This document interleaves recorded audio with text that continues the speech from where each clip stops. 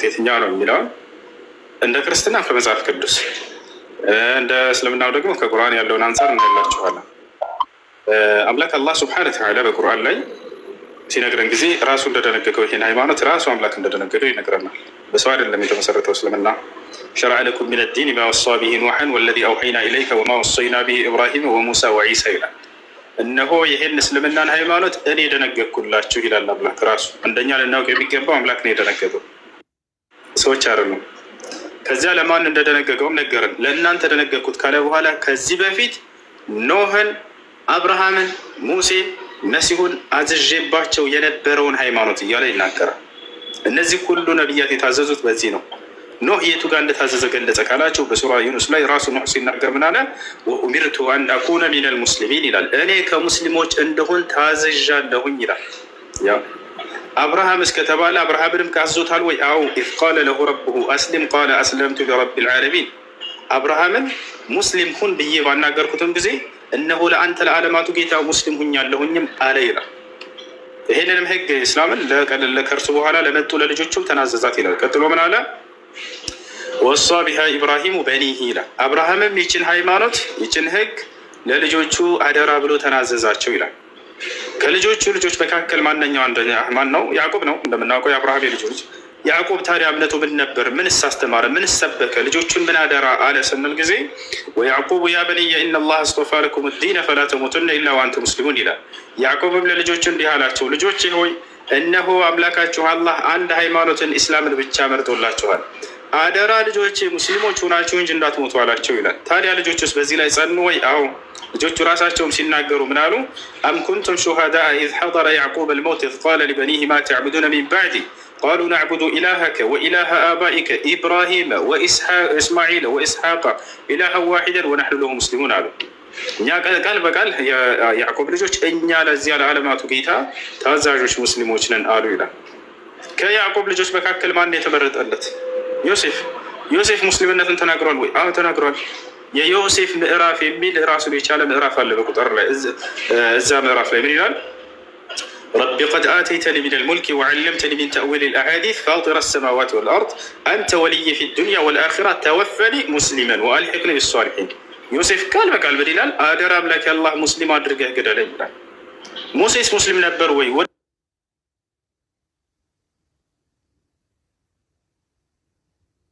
ፈዐለይሂ ተወከሉ ኢን ኩንቱም ሙስሊሚን። ሙሴ ምን አላቸው ለህዝቦቹ?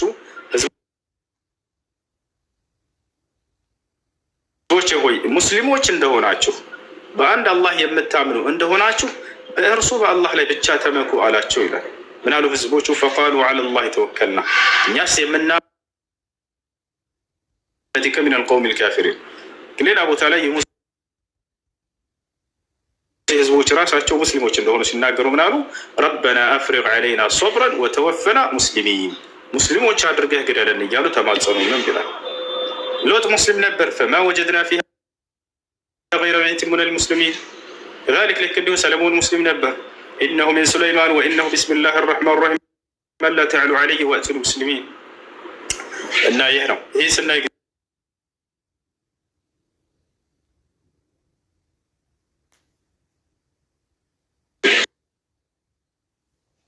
የነቢያት ተከታዮች የተከተሉት መንገድ እንደሆነ ከዚህ ማስረጃ ይዛሉ።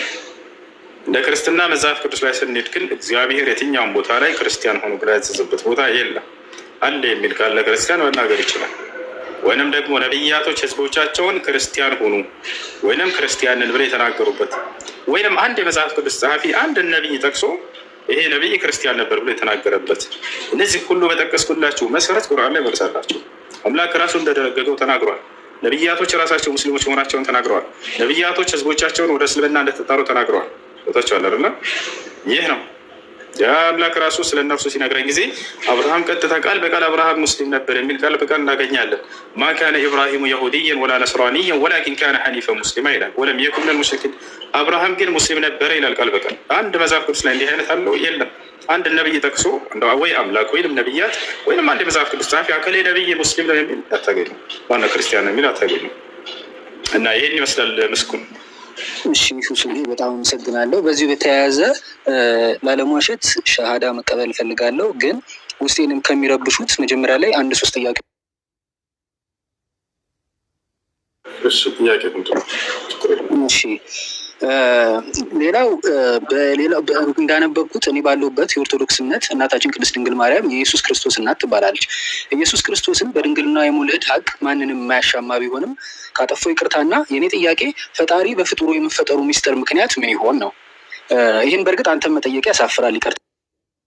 ሌላው ከዚሁ በተያያዘ በእስልምና ደግሞ ካልተሳትኩ ቅዱሱ ቁርአን ማርያምን የኢየሱስ ወይም የኢሳ እናት ነች ይላታል። እሱም በእስልምና እንደ ነቢይ ይቆጠራል መሰለኝ። እናም ጥያቄ አንድ ኢየሱስ እናንተ ጋር ነብይ እኛ ጋር ፈጣሪ እንዴት ሊሆን ቻለ የሚል ነው። የመጨረሻና ከዚሁ በተያያዘ ደግሞ ኢየሱስን በእስልምና መወለድ ሳነብ ኢንተርኔት ላይ እንደ ተአምር ይቆጠራል፣ ማርያምን በዚህ ተአምር ውስጥ ቁልፍ ሚና አላት ይላል። ይህ ተአምርና ሚና የተባለው የእናታችን ማርያም ኢየሱስን በድንግልናና በመውለድ ችሎታዋ ብቻ ነው ወይስ በኢየሱስ መወለድ የቅዱሱ አላህ ፍቃርና ጠቢብነትን ማሳያ ስለሆነ ነው ወይስ ሌላ መልእክት አለው የሚል ነው። በጣም ጥሩ። አዎ ድንግል ማርያም በድንግልናዋ ማንም ወንድ ሳይነካት፣ ልብ በሉ ሳይገናኛት ብቻ አይደለም፣ አንድ ባዕድ ወንድ እንኳን እንዲህ አድርጎ ነክቷት የማታውቅ እንደሆነች ተነግሯል በቁርአን ላይ። ወለም የምሰስኒ በሸር አለች፣ ወንድ ያልነካኝ ስሆን የምትለውን ቃሏን አላህ አረጋግጦ አስፍሮላታል። ማንም ወንድ አልነካትም። በዚህ ማንም ወንድ ሳይነካት በድንግልናዋ ሳለች አምላክ አላህ ሱብሓነሁ ወተዓላ ተአምራዊ በሆነ መንገድ ያለ ወንድ ግንኙነት ከእርሷ ልጅን ፈጥሯል። ገብቷችኋል? ይሄንን ምክንያቱንም ጠይቃ ነበር። ለምንድን ነው የሚለውን መልአኩ ገብርኤል መጥቶ ይህን በነገራት ጊዜ ጠየቀችው። ወሊነጅዐለሁ አያ፣ አምላክሽ አላህ ይህን ከአንቺ የማደርገው ተአምርን ላደርግ ዘንድ ነው ብሎሻል። ተአምር ማለት እስከዛሬ ሲደረጉ ከነበሩ ነገራቶች ወጣ ያለ በተለምዶ የማይታወቅ ያንን ጥሶ የመጣ ማለት ነው። ከዚህ በፊት ያለ ወንድ ከሴት ብቻ የተፈጠራለ የለም ነበር ከእርሷ በፊት። ገብቷችኋል አይደለ? ነገር ግን ከእርሷ ይሄን ነገር አምላክ አላህ ሱብሓነሁ ወተዓላ በማድረግ ለካ አምላክ ያለ ወንድ ግንኙነት ከሴትም መፍጠር ይችላል ማለት ነው የሚለውን የአምላክ ኃይል ሙሉ እንደሆነ ሰዎች ይረዱ ዘንድ ለማድረግ ያደረገው ጥበቡ ነው። መልአኩ ገብርኤልን ጠይቃ እሷ ይሄንን ብሏታል። ወሊነጅዐለሁ አያ፣ ተአምረኛነቱ ከሁለቱም በኩል ነው። የተአምሩ ባለቤት ማን ነው? ይሄን ነው እንድታስተውል የምፈልገው። ያ አንዱ አምላክ ነው። የመሲሁም አይደለም የማርያምም አይደለም። የእነርሱ አስተዋጽኦ አለበት ወይ የለበትም? አድራጊው ሁሉን ነገር ሰሪው ያ እርሱ ነው። ገብታችኋል አይደለ? ሁለቱንም ግን ተአምር አደረጋቸው አምላክ አላህ ሱብሓነሁ ወተዓላ። ሁለቱም ተአምር እንደሆነ ይገልጻል። ሁለቱም ተአምር እንደሆነ አላህ ሱብሓነሁ ወተዓላ ይገልጻል። እሱም አንጻር ተአምር ነው፣ ከሷም አንጻር ተአምር ነው። ወለቲ አሕሰነት ፈርጀሃ ፈነፈኽና ፊሃ ሚን ሩሒና ወጀዐልናሃ ወብነሃ አየተን ሊልዓለሚን ይላል። እርሷንም ልጇንም ለዓለማት ድንቅ ተአምር አደረግኳቸው ይላል አላህ። እርሷንም ልጇንም ተአምር አደረግኳቸው። የእርሷም ተአምር ነው ያለ ወንድ ማንም ወንድ ሳይገናኛት የወለደች ሴት ያቻትና ተብላ ትገለጻለች አይደለ? ተአምር ነች። እርሱም ተአምር ነው ያለ አባት ከእናት ብቻ የተፈጠረ የተገኘ በማለት ይሄም ለእርሱም ተአምር ነው። ገብታችኋል አይደለ? አምላክ በእነርሱ ላይ ድንቅ ስራውን ተአምሩን አሳይቷል። አዎ ተአምር ናቸው። የዚህ ግን ባለቤቱ ማነው ነው? ያ አንዱ አምላክ። ያንን አንዱን አምላክ ነው ልንደነቅበት የሚገባው። ያንን አንዱን አምላክ ነው በዚህ ነገር ላይ ልንገረምበት የሚገባው። ገብቷቸዋል? ወረሕመትን ሚና አላት። ቀጥሎ መልአኩ ገብርኤል ምን አላት? አምላክሽ አላህ ተአምር ላደርገውና ልክ እንዲሁ ደግሞ ከእኔ የሆነ እዝነት ሲሆን አለ። ለማን? ለእስራኤል ሰዎች ነቢዩ ሙሐመድን ሰለላሁ ዐለይሂ ወሰለም ከእኔ የሆነ እዝነት ናቸው ለዓለም ሰዎች ብሎ ይገልጻቸዋል። ነቢያቶች የአምላክ እዝነት ናቸው ለሰው ልጆች። አምላክ ሲያዘን ጊዜ ለሰዎች ከራሱ ጋር ሊያስተዋውቃቸው፣ ሊያስታርቃቸው፣ ሊመልሳቸው ሲፈልግ ነቢያትን ያስነሳና ይልካል። ያ ነቢይ ስለ አምላክ ማንነት ሲናገር እነዚያ ሰዎች ሲያውቁና አምላክን ሲገዙ ሲያውቁ ጊዜ ዛኔ ከእርሱ ጋር ህብረትን ይፈጥራሉ ማለት ነው። ገብታችኋል አይደለ? ስለዚህ አምላክ አላህ ስብሐነሁ ወተዓላ መልእክተኛ አድርጎ ሊልከው ከእኔ የሆነ እዝነት የሚለውን በሌላ ቦታ ላይ አላህ ሲገልጸው ምን አለ? ስለ መሲሁ ሲነግራት ለማርያም ወረሱለን ኢላ በኒ እስራኤል አለ። ወደ እስራኤል ልጆች የምልከው መልእክተኛ አድርገዋለሁኝም አላት። ያቸው ለእስራኤል ሰዎች የተላከ ነው። ለእስራኤል ሰዎች በቃ እንደ አርአያ ተደርጎ የተመረጠ ነው። አምላክ አላህ ስብሐነሁ ወተዓላ ሌላ ቦታ ላይ በሱረቱ ዙኽሩፍ ላይ ሲናገር ምን ይላል? ኢን ሁወ ኢላ ዐብዱን አንዐምና ዐለይሂ ወጀዐልናሁ መሰለን ሊበኒ እስራኤል ይላል። እርሱ የማርያም ልጅ ጸጋዬን ከዋልኩባቸው መልእክተኞቼ መካከል ነው፣ አገልጋዮቼ መካከል ነው ካለ በኋላ ለእስራኤል ልጆችም ተምሳሌት አድርጌዋለሁ ይላል። እርሱ አዎ በጊዜው ለነበሩ ለእስራኤል ሰዎች መልእክተኛ ነበር፣ ተምሳሌት ነበር፣ ነቢይ ነበር። ለትውልዱ ስለ አምላክ ሰብኳል፣ ስለ አምላክ አስተምሯል፣ ማድረግ ያለበትን ሁሉ አድርጓል። ይህ ነው በእርሱ በኩል አምላክ አላህ ሱብሓነሁ ወተዓላ እንዳልኳቸው ድንቅ ተአምርን አሳይቷል። ለሰዎች ታቸዋል። ሙታንን የማስነሳት ተአምር ተሰጥቷል። ማየት የተሳናቸውን አይናቸውን የመፈወስ ተአምር ተሰጥቷል። መስማት የተሳናቸውን እንዲሰሙ ተአምር ተሰጥቷል። ለምጽ ያለባቸውን ዝም ብሎ በመዳበስ ይፈውሳቸው ነበር። ቢስሚላህ በአላህ ስም ብሎ ይፈውሳቸዋል። ወዲያውም አይናቸው እያየ ይፈወሳሉ። መሲሁ ከደጋግ መልእክተኞች ነቢያቶች መካከል ነበር። አላህ በጣም በርካታ ተአምራትን ሰጥቶታል። ይህም በቁርአን ላይ ይናገራል። ሲል በሱረቱል በቀራ ላይ ወለቀድ አተይና ሙሳ ልኪታብ ወቀፈይና ሚን ባዕዲህ ብሩስል ወአተይና ዒሳ ብነ መርየም ልበይናት ይላል። የማርያምን ልጅ ዒሳንም በጣም በርካታ ተአምራትን ሰጥቶታል።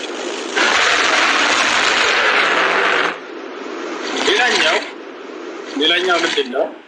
መሲሁ ዒሳ ዓለይሂ ሰላም የሚደንቅ ተአምራቶችን ካደረጋቸው መካከል ያኒ ከማ ዩርዋ ዛሊክ ይህ እንደተዘገበው መሲሁ ከዕለታት አንድ ቀን ከእስራኤል ወጣ ብሎ መሄድን አሰበ። ለመሆኑ ይሄ መሲሁ ያለበት መንገድ እውነት ነው ወይንስ ሐሰት ነው የሚለውን ለማረጋገጥ አንድ ሰው አብሮት ልከተልህ የምትሄድበት ቦታ ነው። ልከተልህ አለው። መሲሁ እሺ ተከተለኝ አለው። እሺ ተከተለኝ አለው። በጉዟችን ላይ ጉዞ ሊያደርጉ ነው። ስንቅ መያዝ አለባቸው እና ስንቅ እንያዝ አሉ። መሲሁ ዒሳ ዓለይሂ ሰላም አንድ ዳቦ ወይንም አንዲት ቂጣ ይይዛል። ያኛው ደግሞ ሁለት አመጣ። በቃ ስምምነት አደረጉ። በጉዟችን ላይ እነዚህን ሶስቶችን እንበላቸዋለን ሂደን እስክንመለስ ድረስ አንተ ያዛለው እና መሲሁ ለዚህ ሰውዬ ሰጠው። አብሮት መጓዝ ጀመረ። እየሄዱ እያለ የሆነ ቦታ ላይ ሰውየው ይህን አንዱን ቂጣ ተደብቆ ይበላና ሁለት ብቻ ያስቀራል። ቦታዎች አላረ አሁን ወሬው ስለ ቂጣ አይደለም፣ ትልቅ ጥበብ ሊያስተምረው ነው መሲሁ። በዚህ ላይ ትልቅ ተአምር ድንቅና ተአምር ሊያደርግ ነው። ያን ተከታተሉ። በላና ደበቀ። አንደኛው በቃ ሁለት ብቻ ያዘ ሰውየው፣ አንደኛውን በላ። ልክ እየሄዱ እያለ መሲሁ ልክ አውጣና እንብላ ሲለው ጊዜ ሁለት ቂጣዎችን አወጣ።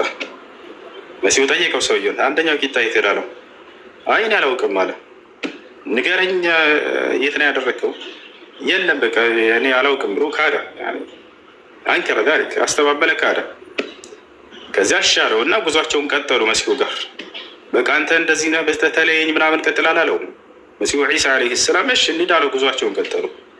እየሄዱ እያለ መሲሁ ዒሳ ዓለይሂ ሰላም እና ሰውየው የሆነ ማየት የተሳነውን ልጅ አገኘ። መሲሁ በመንገዱ መካከል ቢስሚላህ አለና በአላህ ስም አለና አይኑን ፈወሰው። አይኑ ተገለጠ።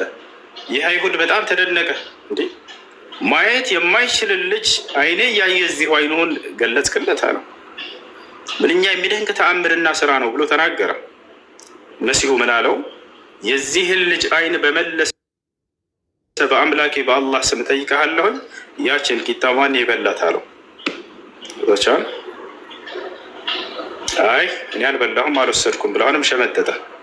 እሺ እንሂድ አለው። ቀጠሉ ጉዟቸውን። አሁንም ሄዱ። እየሄዱ እያለ ባህር አጋጠማቸው፣ ትልቅ ውሃ።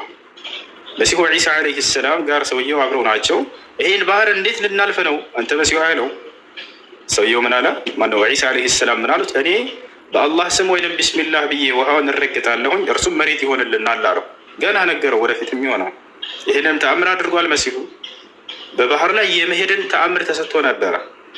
ከዚያ ሰውየውን ቢስሚላህ ብለህ ከእኔ ጋር ውጣ አለው። አብሮት ወጣ። መንገድ ሆነላቸው። በቃ ደረቀ፣ እንዲጓዙ ሆኑ። ልክ ባህሩን ካለፈ በኋላ ሰውየው በጣም ተደነቀ። ይሄ ባህር የነበረን መንገድ እንዲሆን ያደረገ ምን አይነት ተአምር ብትሰጥ ነው አለ። አሁንም ጠየቀው። ይሄን ባህር ለእኔና ለአንተ መሬት ባደረገ በአምላኬ በአላህ ስም ጠይቀሃለሁኝ ያችን ቂጣ ማን የበላት ንገረኝ አለው። እኔ አልበላሁም ብሎ ሸመጠጠ ሆነ። መጨረሻ ላይ አሁን መሲሁ ምን አይነት ተአምር ሊያደርግ ነው?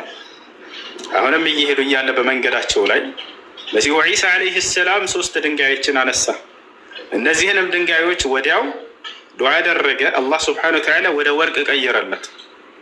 እነዚህን 3 ወርቆች ባየ ጊዜ ይህ አይሁድ በጣም ተደነቀ።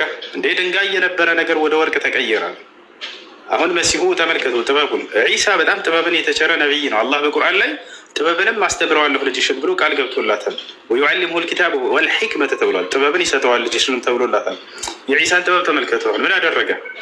እንካ ይሄ ወርቅ አንዱ ለአንተ ነው አለው፣ አንዱ ደግሞ ለእኔ ነው አለ መሲሁ። ሰውየው እንግዲህ የሰው ልጅ በምድራዊ ጥቅም በጣም የተፈተነ ነው። የሰው ልጅ ሲባል 3ኛው ስለማን ነው የሚሆነው ብሎ ጠየቀ ሰውየው። ዒሳ ምን አለው? ይሄ ሶስተኛው ደግሞ ያችን ቂጣ ለበላት ሰው ነው የሚሆነው አለው። በዚህ ጊዜ ሰውየው እኔ ነኝ የበላሁት በቃ አለ። እኔ ነኝ የበላሁት አለ። ዒሳ ወርቁን ፈልጎት አይደለም። ዒሳ አላህን ቢጠይቅ ይሄን ምድር እንዳለ ወርቅ አድርግልኝ ብሎ ቢጠይቅ ያደርግለታል አላህ። ተቶቻል አይደለ? ስለ ወርቁ አይደለም። የሰው ልጅ ግን ለምድራዊ ጥቅም ምን ያክል ጉጉት እንዳለውና በዚያ ምክንያት እንደሚዋሽ እንደሚቀጥፍ ብዙ ኃጢአቶች እንደሚያደርግ ለመግለጽ ነው። ዒሳ ዓለይሂ ሰላም እኔ ወርቁን ፈልጌው አልነበረም፣ እንካ ሶስቱንም ለአንተ ውሰድ ብሎ ሰጠው። ከዚያስ በቃ እንግዳውንስ አልጓዝም ከአንተ ጋር ልመለስ ነው አለ። ካደው ራሱ ዒሳ ጉዟቸውን ጠየቁ። ማን ነው ቀጠሉ። ሰውየው ግን ያንን ወርቅ ታቅፎ እዛው ተቀመጠ። ዒሳ እየሄዱ ነው። እዛ ሰው ታቅፎ እያለ 3 ፈረሰኞች መጡ።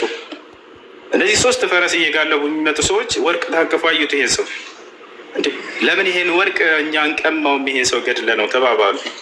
ሄዱና ይሄን ሰው ገደሉት። እነዚህ 3 ፈረሰኞች ወርቁን እዛው ይዘው ተቀመጡ። እርቧቸው ነበርና እነዚህ 3 ሰዎች ለምን ከመካከላችን አንዳችን ሄዶ ቂጣ ይገዛም? እስከዛ ድረስ ይሄን ወርቁን ይዘን እዚህ እንቀመጣለን ሁለታችን ተባባሉ። እሺ ያሉ ተስማሙ። ከመካከላቸው አንዳቸው ብር ይዞ ሄደና ቂጣ ገዝቶ ሊመጣ ይሄዳል። ይሄ ሰው መንገዱ ላይ እየሄደ ምን አሰበ? ለምንም በቂጣው ላይ መርዝ አድርጌባቸው ገድያቸው እነዚህን 2 ጓደኞችን 3ቱንም ወርቅ ለምን እኔ አልወስድም የሚል ሀሳብ መጣለት። ተመልከቱ፣ ሰይጣን በሰው ልጅ ላይ ምን አይነት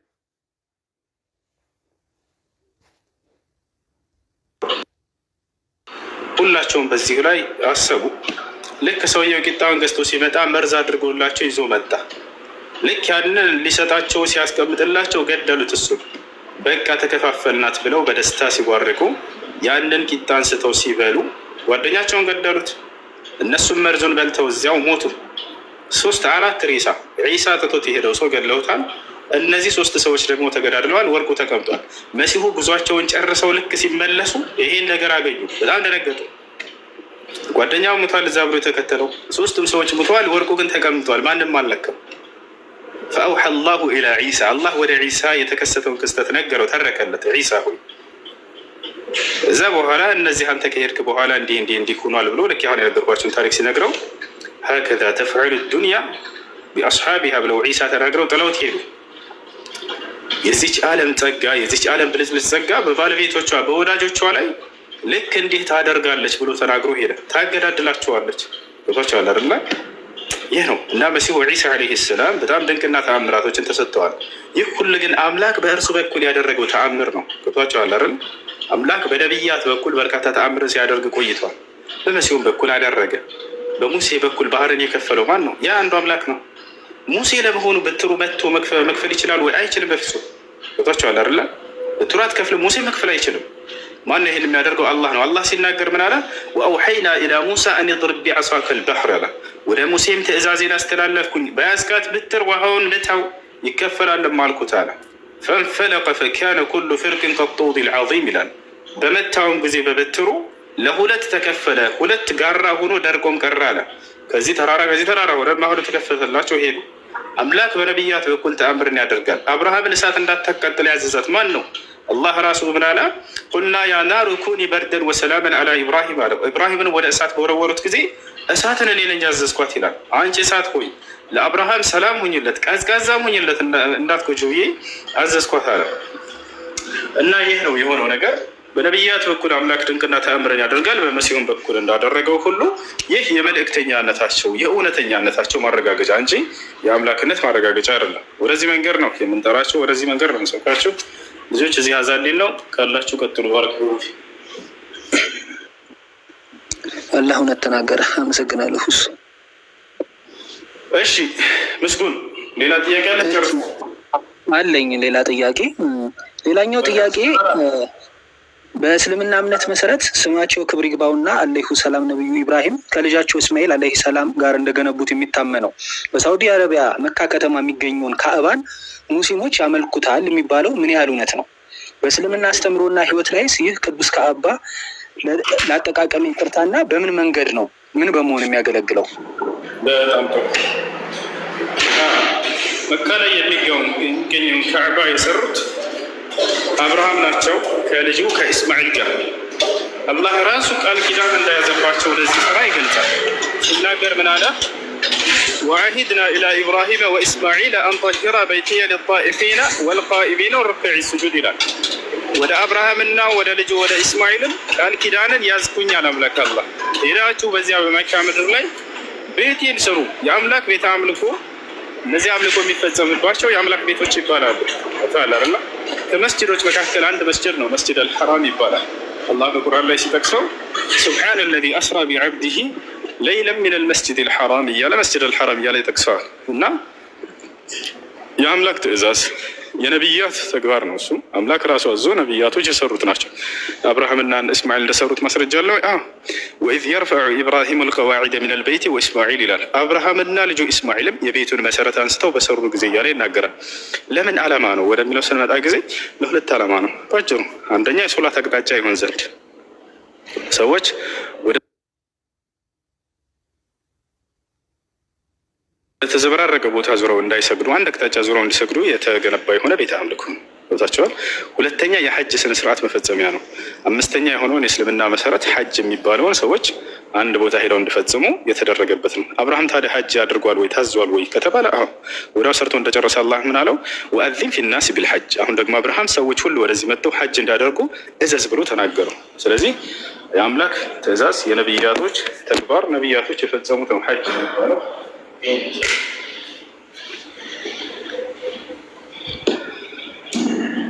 الله